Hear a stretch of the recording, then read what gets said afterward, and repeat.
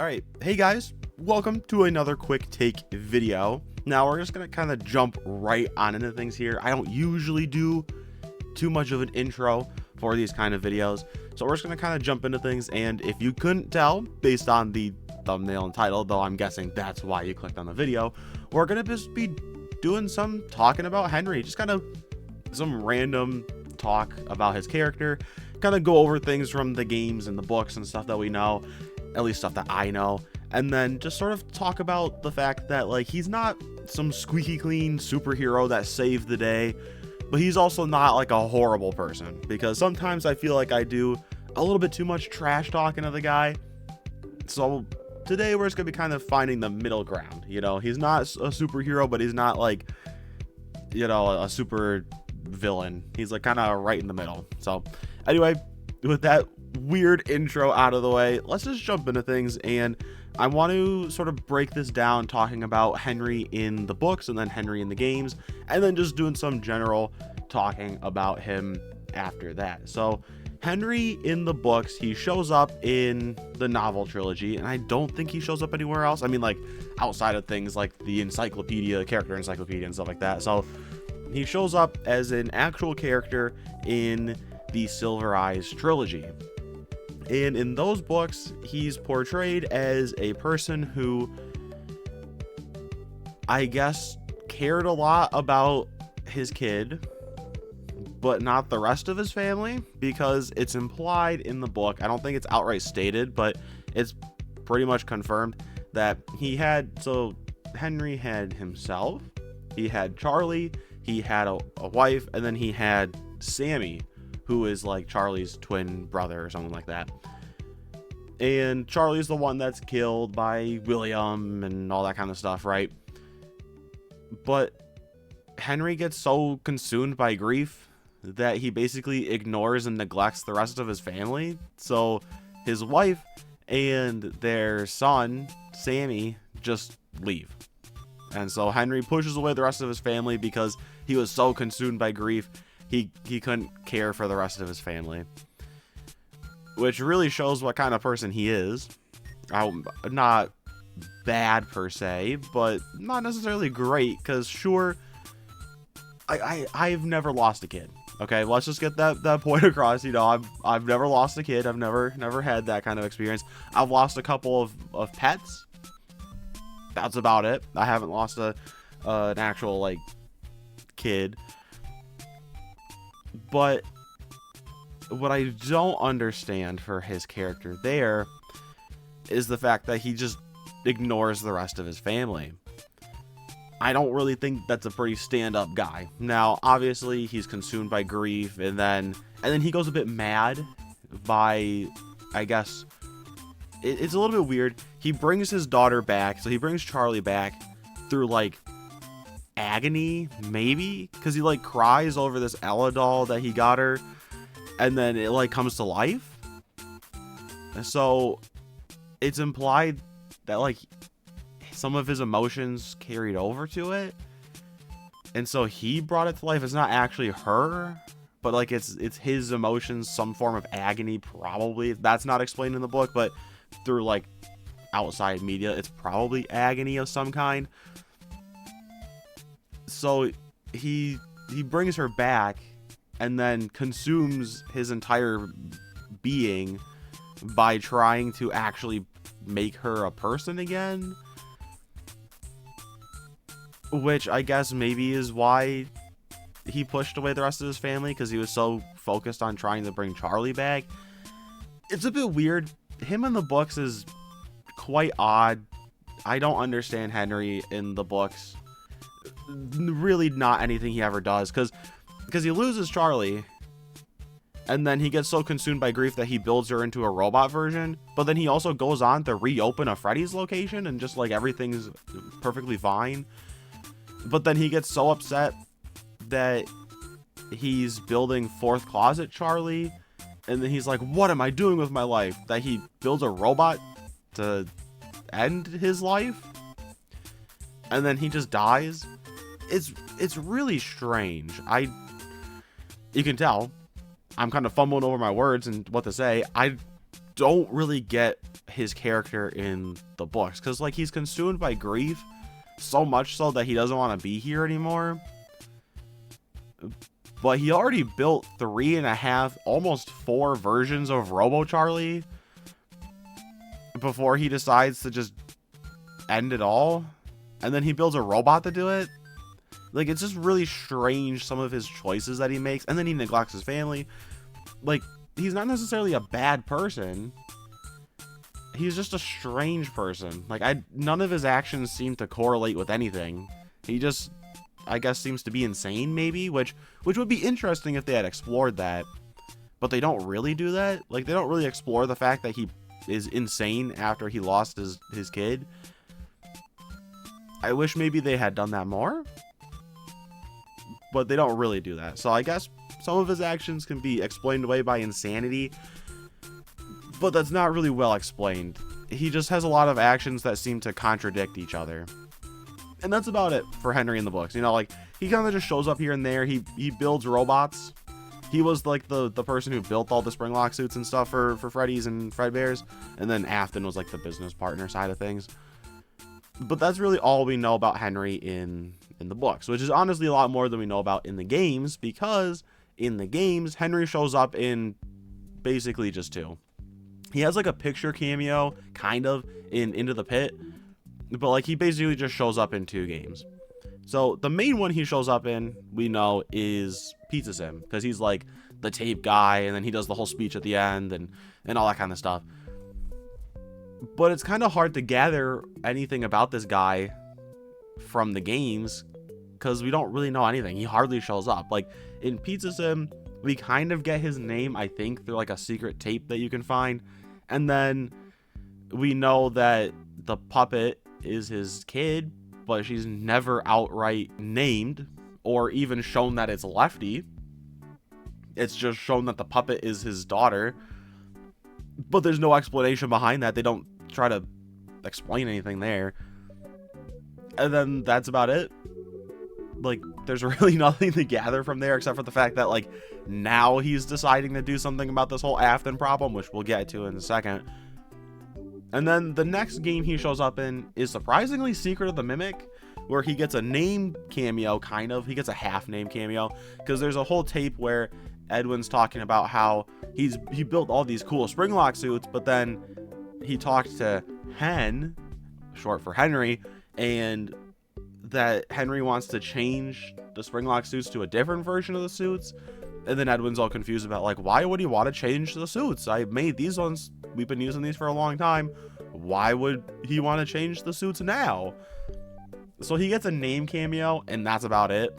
Which actually does give us a fair bit of information, because for the longest time, the idea was that Henry was sort of like a rival animatronics guy to William, and then they merge companies to make Fazbear Entertainment.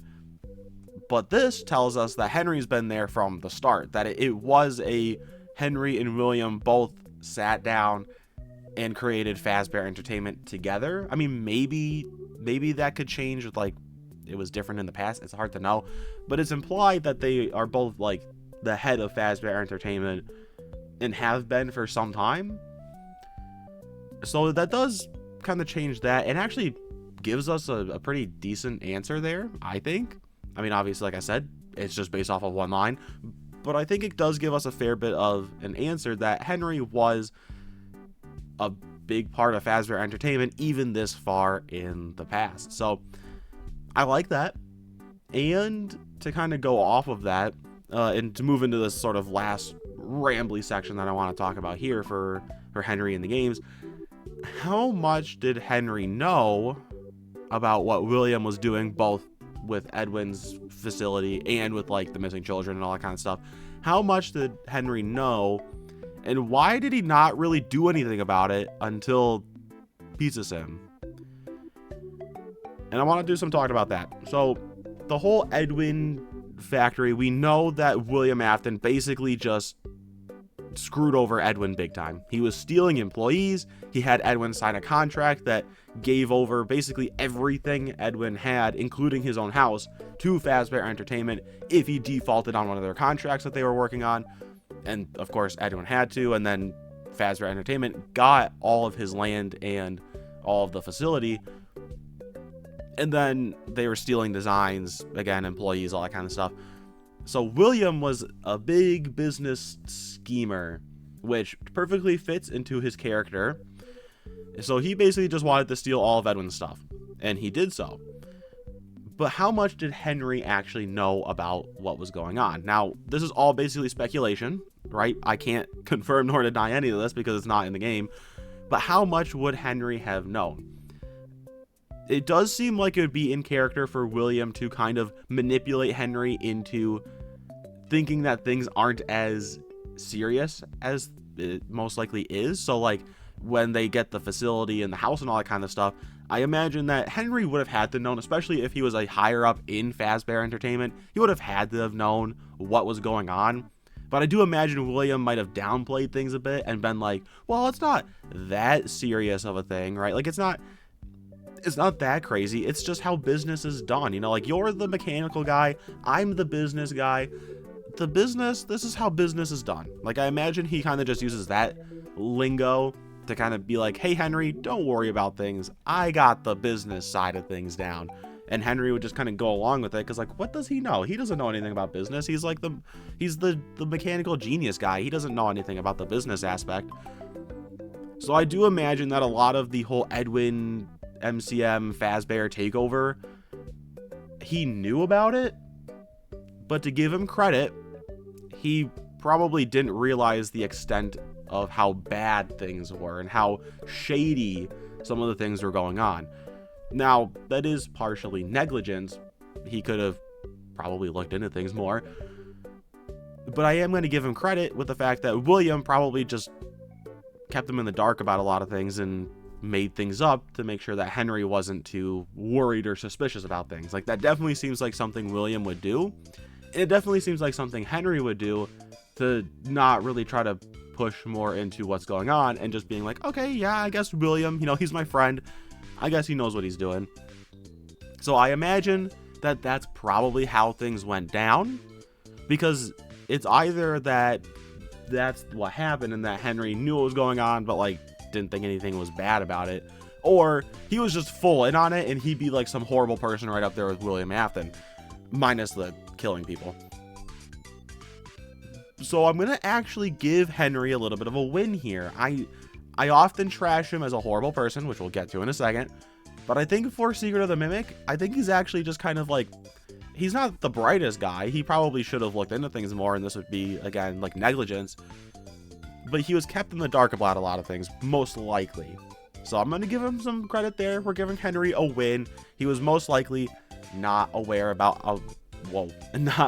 how bad things were. But the same cannot be said for Pizzeria Simulator. Now, people often talk about Henry in Pizza Sim being like some saint hero who was blinded by grief, and that, you know, eventually he realized that he was just ignoring things, and he finally stood up for what was right to bring everything down and to remove Afton and Freddy's once and for all. Which is, like, technically what he did, but we shouldn't be defending the guy. Like, I ain't gonna defend Henry's actions. Like, sure, you're blinded by grief for the longest time. Like I said, I've never lost a kid, so you're blinded by grief, makes sense, right? I guess I can understand that. Counterpoint, basically after Charlie died, Henry knew it was William, like, the whole freaking time, and just decided not to do anything about it. Yeah, you're blinded by grief. Also, this can be a big case of extreme negligence because you know, and you're not doing anything about it. In fact, you knew, and you still opened more Freddy's locations for Afton to just show up and ruin the place and kill more kids. Like, you knew, and you kept enabling this.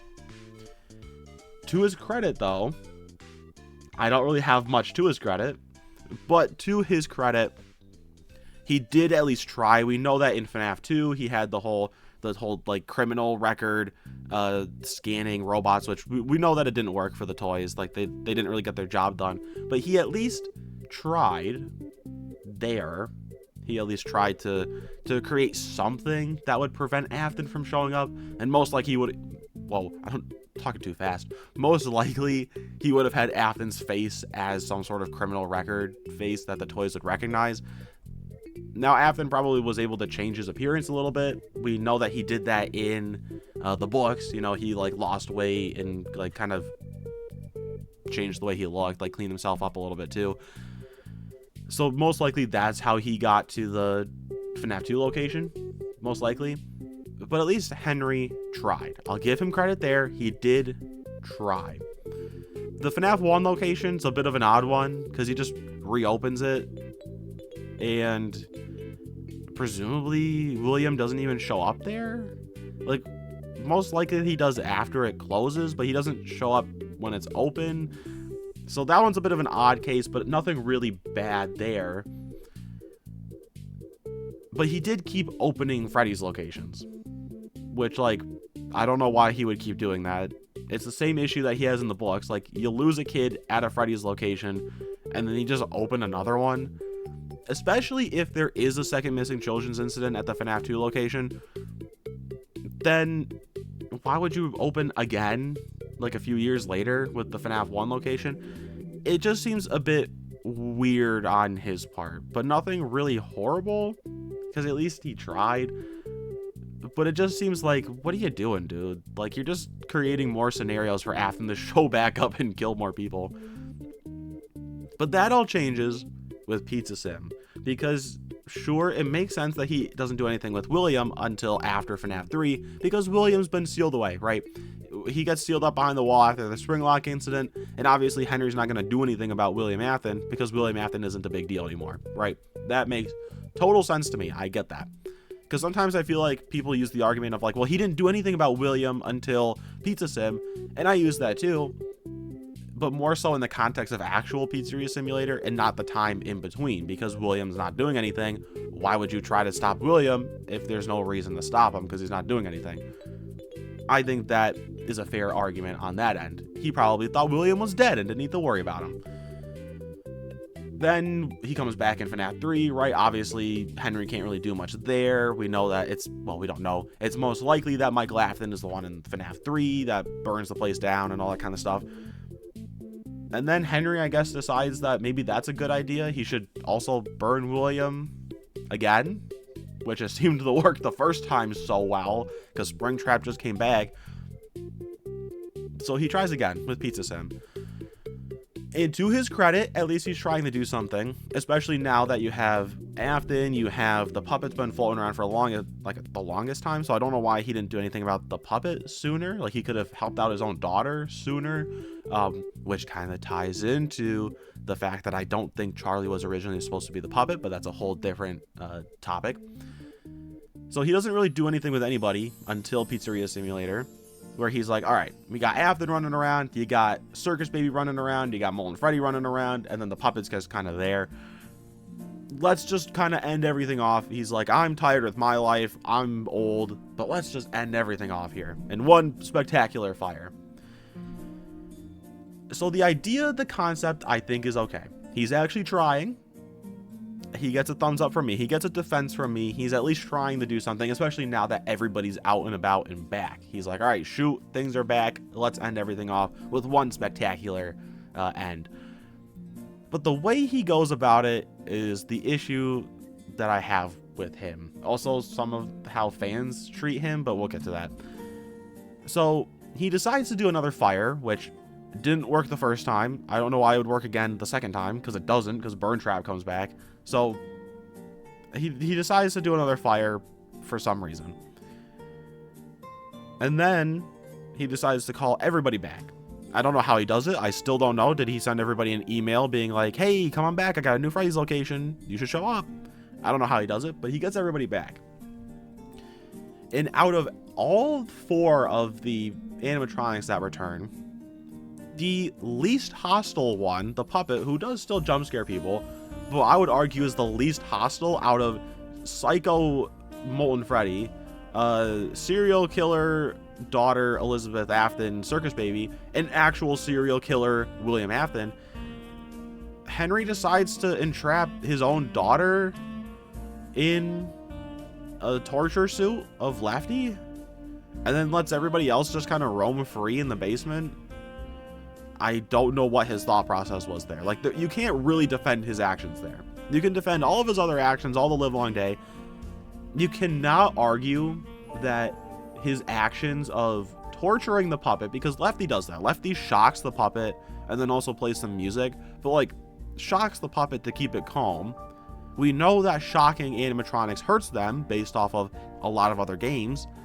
So he's torturing his own daughter, trapped her in this big stupid looking bear, which I like Lefty, but he's a big stupid looking bear.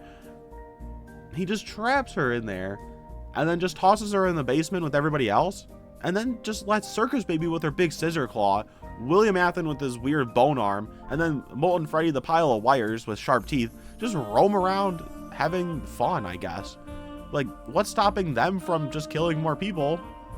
Why don't you put them in a bunch of suits, huh? Why don't you find a way to stop them and not your own daughter, who is the least likely to kill people? That part just doesn't make any sense to me. Like, I can't defend him on that front. There's no way you can. I get, obviously, for a game sense, you need to have the animatronics be somewhat visible, because like it wouldn't make a lot of sense for them all to be trapped in suits. I get that from a gameplay standpoint, but from like a lore standpoint, it really doesn't make a lot of sense. And it could be all replaced if it was just actually the puppet there and not Lefty, because then you wouldn't even have this argument. He would just have called everybody back and just left them all in the basement. You wouldn't even have this argument. It's the fact that he put his own daughter in the big torture suit of Lefty and then just called it a day. Like, that's not necessarily the greatest thing.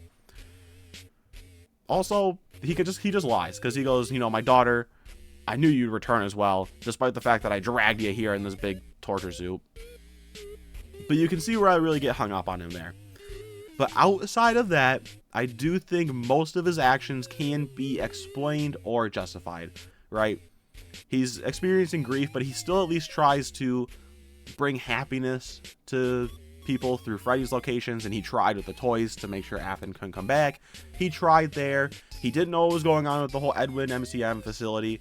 He was left in the dark on that. And then once everybody showed back up after FNAF 3, he then tried to end everything off and kill everybody else off, all the bad people. So he at least tried. I'll give him credit there. But I think you cannot defend his Lefty actions. I don't see how you can do it. Like, out of everybody, he decided to trap his own daughter in a big torture suit, which still goes around and kills people. So I don't know what he's thinking there. But that's the only thing I really can't defend.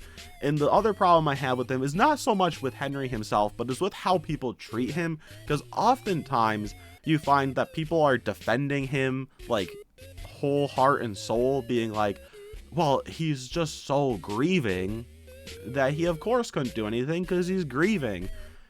And I get that, but you can't use that as an excuse.